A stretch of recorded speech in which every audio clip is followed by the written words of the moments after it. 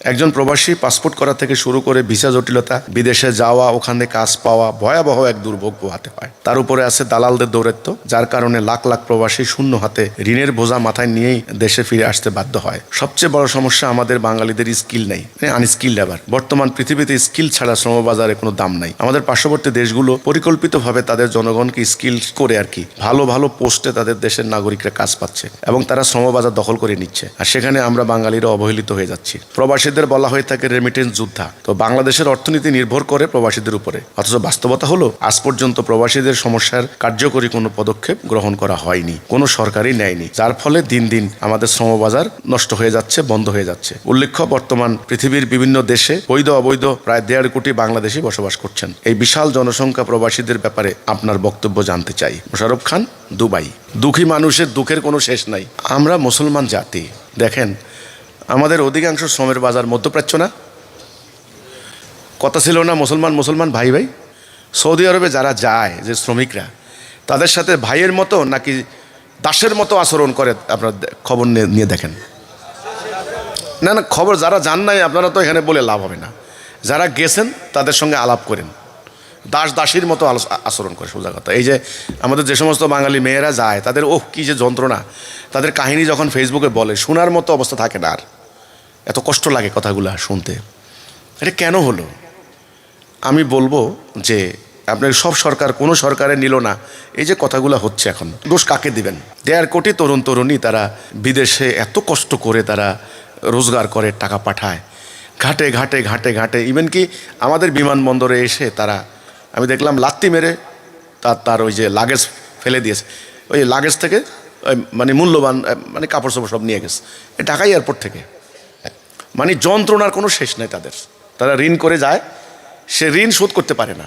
ওখানে নানান ধরনের পেজগি বলে, মানে জটিলতা। এই পারমিট, ওই পারমিট, এটা লাগবে, ওটা লাগবে, যা রুজি করে সব তারা নিয়ে যায়। তো এটা একটা দাসত্ব ব্যবস্থা চলছে। তা আমি মনে করি এর একটা সমাধান বের করতে হবে। এই সমাধানটা আমি আমার প্রস্তাবিত রাষ্ট্র ব্যবস্থায় দিয়েছি। সমাধান, এখন সমাধান নিয়ে কথা বলতে হবে। মানে দুর্ভোগ, কষ্ট, দুঃখ, যন্ত্রণার কোনো শেষ নেই। এগুলো বলে কোনো লাভ নেই। লাভ আছে নাকি? এগুলা মোরাললেস। আপনারা জানেন, আমাদের যারা বৈদেশিক মিশনে চাকরি করেন, আমাদের যারা আমলা, এরা খুব ব্রিলিয়ান্ট স্টুডেন্টদেরকে যারা পরীক্ষা দেয়, আমি জানি বিশেষ পরীক্ষা যারা দেয়, তারা একেবারে টপ লেভেলে, যারা একেবারে টপ, প্রথম পছন্দ পররাষ্ট্র, ফরেন মিনিস্ট্রি প্রথম পছন্দ। তো এই মেধাবীগুলি সেখানে গিয়ে কি করছেন, যেটা বলতে গেলে ওনারা বলবে আমাদের সমালোচনা করে। আমি আর সেটা বলতে চাচ্ছি না। আমার কথা হচ্ছে এর একটা সমাধান নিয়ে আমি এসেছি। সেটা কি সমাধান? সমাধান হলো, যারা প্রবাসে আছেন, যিনি প্রশ্ন করেছেন, সকলের উদ্দেশ্যে আমার কথা, আপনারা যদি পারেন একটা কাজ করেন, আপনার ভবিষ্যৎ বংশ বেঁচে যাবে। সেই কাজটা হলো যে এই কোনো মূল্যে পুরো জাতিটাকে একটা কথার উপরে ঐক্যবদ্ধ করেন। একটা কথা, সেই কথাটা হলো আমরা আল্লাহর বিধান ছাড়া কারো বিধান মানি না। এতদিন আমরা বিভিন্ন দলকে ভোট দিছি। এই যে আপনারা বিদেশ থেকে ভোট দিছেন না পোস্টাল ব্যালটে দিছেন তো। এ অতীতেও কিন্তু বিদেশিদেরকে ভোট দেয় নাই, বাংলাদেশে আইসা দিছে। এক কথা হলো, যাই হোক, অতীতে অনেক দল দেখছি, অনেক পার্টি দেখছি, বড় বড় কথা, গাল ভরা বুলি অনেক শুনছি। আর না, একটা সিদ্ধান্ত নেন, আল্লাহর বিধান দিয়ে রাষ্ট্র চলবে, পুরো জাতি হবে এক জাতি, পুরো জাতির ইমাম বা নেতা হবেন একজন, পুরো জাতির কর্মসূচি হবে একটা। সেই রূপরেখাটা আমি তুলে ধরেছি।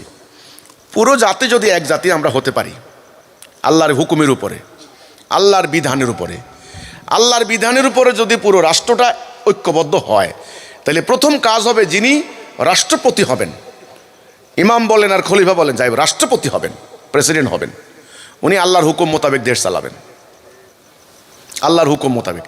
তো আল্লাহর হুকুমের মধ্যে যারা শ্রমজীবী মানুষ, কর্মজীবী মানুষ, তাদের শ্রমের অধিকার কিভাবে দিতে হয় আপনি কোরআন এবং হাদিস খুলে দেখেন।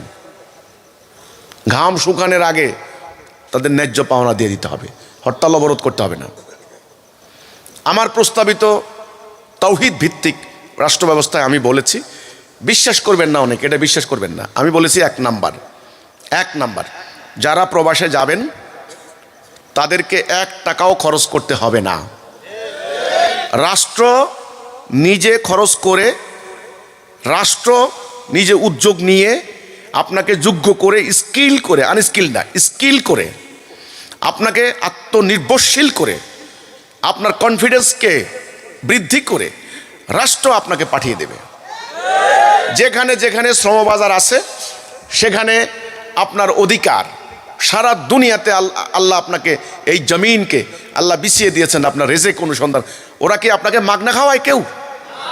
আমাদের বাংলাদেশের বাঙালিরা, আপনি সেই আপনার হলো আপনার আফ্রিকা যান, মধ্যপ্রাচ্যে যান, আপনার হলো মানে ইউরোপে যান, আমেরিকা যান, এমনকি আমাদের এখানে আপনার হলো মালয়েশিয়া, মানে এদিকে পূব দিকে যান না কেন, আমি তো দেখি না কোনো বাঙালিদের কেউ বসাই খাওয়ায়, বরং আরও 2 ঘন্টা কাজ বেশি করে করাই নেয়। তাহলে 1 নাম্বার আমার প্রস্তাবনা, রাষ্ট্র বিনে খরচে এদেরকে বিদেশে পাঠাবে। একজনের পিছনে যদি 5 লক্ষ টাকা খরচ হয়, শর্ত থাকবে তুমি রোজগার করবা, তোমার টাকা এখানে আসবে। দ্বিতীয় কথা, তার এই একটা টাকা তসরুপ হইতে দেবে না, কোনো দিকে যাইতে দেবে না। প্রথমত রাষ্ট্র তার পিছনে যে খরচগুলি করছে, সে আস্তে আস্তে আস্তে আস্তে একটা নির্দিষ্ট সহনশীল মাত্রা রাষ্ট্রের টাকাগুলো সে শোধ করে দিবে।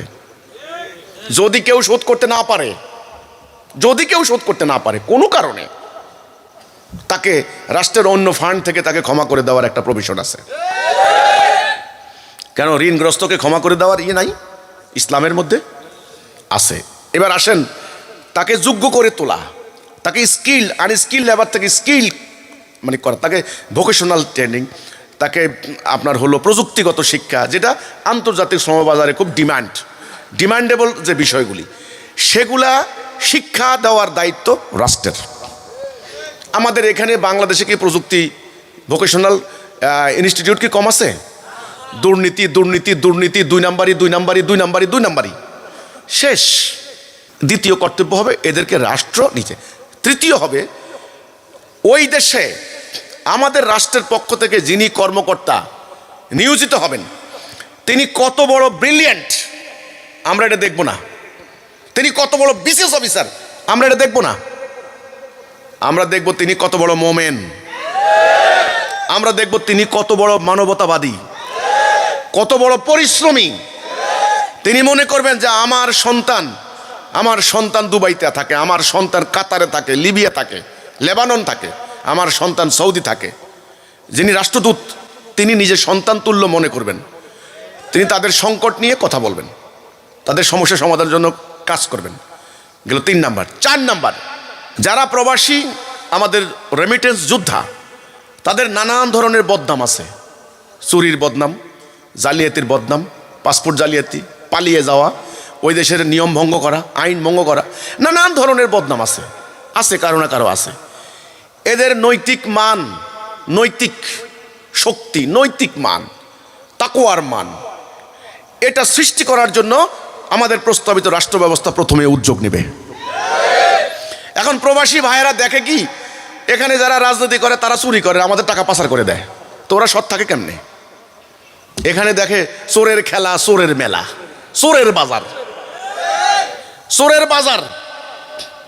এই জন্যে এই খাসলত, বদ খাসলত ওই যে প্রবাসী যারা যায় তাদের উপরে পড়ে। এই জন্যে নৈতিক মান, এথিক্স যাকে বলা হয়, নীতিকতা, নৈতিকতা, মোরাল ভ্যালুজ যাকে বলা হয়, ভ্যালুজ, মোরালিটি, এটা আমরা ক্রিয়েট করব, সৃষ্টি করব আল্লাহর হুকুম বিধান মান্য করার মধ্য দিয়ে। সেটার জন্য আলাদা মোটিভেশনাল কার্যক্রম আছে আমাদের প্রস্তাবনায় আছে, কিন্তু আলাদা মোটিভেশন সেটা আছে। আমরা তাদেরকে বিদেশে যাওয়ার আগে সে দেশের আইন কানুন, নিয়ম কানুন তাকে শেখাবো, কি করা যাবে কি করা যাবে না, কি করলে কোন শাস্তি হবে, কি তার কোনো সমস্যা নাই ইত্যাদি নিয়ে তাকে আমরা নীতি নৈতিকতা, ওই দেশের আইন কানুন, নিয়ম শৃঙ্খলা তাকে আমরা শিখিয়ে দেব। তারপরে নিয়োগকারী কর্তৃপক্ষ, বিদেশি যে কোম্পানি, তার সাথে আমরা বসবো, দেখো ভাই, আমার এই লোক, তোমরা যত বড় ধনী দেশ হও না কেন, আমার লোক আমার দেশের সম্পদ, আমি তাকে বিদেশে পাঠাচ্ছি, তার বাপ মায়ের বুক খালি করে সে চলে যাচ্ছে, সে একটা স্কিল মানুষ, ভদ্রলোক, সে সত্যবাদী, আমানতদার, তোমার কোনো ক্ষতি করবে না। যদি কোনো কারণে শয়তানের প্ররোচনা তোমার কোনো ক্ষতি করে, আমি রাষ্ট্র তোমার জন্য দায়বদ্ধ থাকবো, তোমার ক্ষতি আমি ক্ষতিপূরণ দেব, কিন্তু তোমরা আমার লোককে তোমরা অসম্মান করতে পারবে না। আমার লোককে তোমরা অসম্মান করতে পারবে না। আমার লোক যদি ওখানে কোনো মার্ডার করে, কোনো খুন করে, আমি তার শাস্তি দেব, কারণ আমার আল্লাহর বিধানে কঠিন শাস্তি আছে। কিন্তু আমার লোকেরা তোমরা অন্যায়ভাবে তোমরা কিন্তু কিছু করতে পারবে না। এই ধরনের পররাষ্ট্রনীতি লাগবে শক্তিশালী। এটার জন্য লাগবে, এটার জন্য ভাই এমনি এমনি হবে না। পুরো জাতি 20 কোটি মানুষের একটা সম্মিলিত শক্তি একত্রিত হইতে হবে। এখন আমাদের শক্তি তো নাই। আমাদের যারা কোটিপতি তারা পাচার করে দেয় টাকা বিদেশে, সুইস ব্যাংকে। আমাদের যারা বেচারারা গরিব মানুষ, গরিবের সন্তান জায়গা জমি বিক্রি করে তারা বিদেশে যায়। আহা, এবার যখন এরা বিমানবন্দরে আসে, এদের লাগেজ নিয়ে টানাটানি, এদের টাকাগুলি ব্যাংকে রাখলে ব্যাংক থেকে উধাও হয়ে যাচ্ছে। জুলুমের শিকার তো তারা নানাভাবে হচ্ছে। তো এই বৈদেশিক এখানে মোশাররফ খান যে প্রশ্নটা করলো, রেমিটেন্স যোদ্ধাদেরকে, আমি তাদের জন্য আমার খুব খারাপ লাগে একটা জিনিস কি, বছরকে বছর 12 বছর 14 বছর 15 বছর এই অমানবিক, এটা ইনশাল্লাহ বন্ধ করার প্রস্তাব আমি রাখছি আমার প্রস্তাবিত রাষ্ট্র ব্যবস্থায়। যাদের সক্ষম তারা তাদের ফ্যামিলিকে নিয়ে যাওয়ার মতো তাদেরকে প্রভিশন দিতে হবে। বছরের পর বছর তারা বাপ নাই, মা নাই, স্ত্রী পুত্র সন্তানাদি ফ্যামিলি থেকে বঞ্চিত, এক ধরনের নিষ্ঠুর নির্মম জীবন যাপন করতে হচ্ছে। এটা যন্ত্র হয়ে যাচ্ছে, যন্ত্র। ফলে কেউ কেউ অন্যায় করে, অপরাধ করে, তার তো জীবনের কোনো ভারসাম্য নাই। আরে মানুষ তো যন্ত্র না ভাই, মানুষ তো মানুষ, একটা মানবীয় সত্তা আছে, একটা মানবাধিকার আছে, তার একটা হিউম্যান রাইটস বলতে একটা কথা আছে, ওখানেও নাই এখানেও নাই। এই মানবাধিকার, এই প্রবাসী যোদ্ধাদেরকে, রেমিটেন্স যোদ্ধা যারা আছে, আমার প্রস্তাবিত তাওহীদ ভিত্তিক রাষ্ট্র ব্যবস্থায় আমি সংক্ষেপে কথাগুলি বলেছি। অনেক কথা আছে, আপনারা হয়তো এটা বিশ্বাস করবেন না যে এই হিজবুত তৌহিদের ইমাম ওই এরকম বড় বড় কথা সবাই বলে, আসলে কার্যক্ষেত্রে নাই, ওই জায়গা মতে গেলে সবাই এই কথা বলে। না ভাই না, তাওহীদ ভিত্তিক রাষ্ট্র ব্যবস্থা কিন্তু এটা নয়।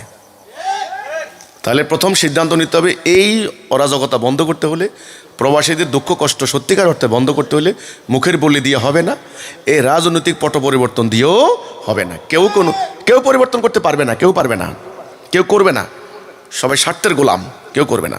একটা মাত্র উপায় আছে, মোমেনরা আল্লাহর দেওয়া তাওহীদ ভিত্তিক একটা রাষ্ট্র ব্যবস্থা যদি কায়েম করতে পারেন, প্রচলিত বিদ্যমান যে ব্যবস্থা চলছে, যে সিস্টেম চলছে, এটা ব্রিটিশ আমলের তৈরি করা, এটা মানুষের তৈরি করা, এটা ভুল।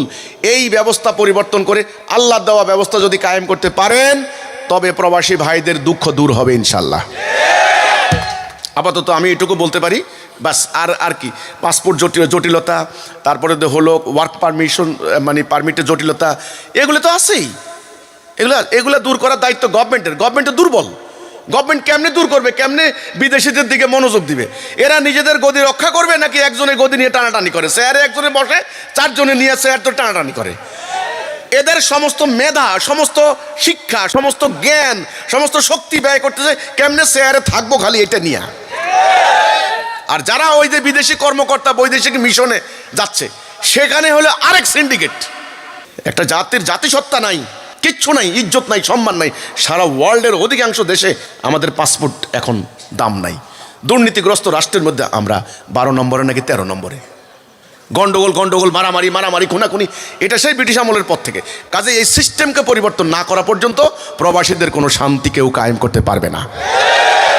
ব্যাস, আমি প্রবাসীদের উদ্দেশ্যে আমার একটাই বার্তা, ভাই তোমরা বিদেশে আসো, তোমাদের জন্য আমার মায়া হয়, করুণা হয়, বিশ্বাস করো। কারণ আমার ফ্যামিলির লোকও একসময় বিদেশে ছিলেন, আমরা জানি। আমার আব্বাও একসময় বিদেশে গিয়েছিলেন, কি কেমন কষ্ট, কেমন বেদনা, হ্যাঁ এটা আমরা জানি। আমার বাড়িতে, আমার ফ্যামিলির মধ্যে অনেকে বিদেশে থাকেন, আমাদের নোয়াখালী এলাকায় ঘরে ঘরে বিদেশে, আপনারা জানেন। তোমাদের জন্য আমার মায়া হয়, করুণা হয়, ভাই কষ্ট হয়, বিশ্বাস করো। কালে দয়া করে আগে যদি পারো একটু কষ্ট করে আল্লাহর দিনটা কায়েম করো, সেটার জন্য আমি দাঁড়িয়েছি। আমার কথায় যদি কোনো ভুল ত্রুটি হয়ে থাকে তোমরা বলো, ভাই আপনার কথায় ভুল আছে, তাহলে আমি নিজেকে সংশোধন করব। কিন্তু তোমরা প্রবাসে থেকে তোমরা আল্লাহর কাছে দোয়া করো কায়েমনো বাক্যে। আর যদি খরচ করেই থাকো, আর ওই যে দলের পিছনে আর খরচ করো না, আল্লাহর দিন কেমনে কায়েম করবা এটার পিছনে তোমার কষ্টার্জিত সম্পদ ব্যয় করো। ব্যাস, এটা হলো আমার কথাটা। সবাইকে আল্লাহ প্রবাসীর জীবনে, প্রবাস জীবনে সুস্থ রাখুক, ভালো রাখুক, হেফাজতে রাখুক। আমি আল্লাহর কাছে এই দোয়া করি। আপনারাও যারা প্রবাসে আছেন আমার জন্য দোয়া করবেন। আল্লাহ হাফেজ। সালামু আলাইকুম রহমতুল্লাহি ওয়া বারাকাতুহু।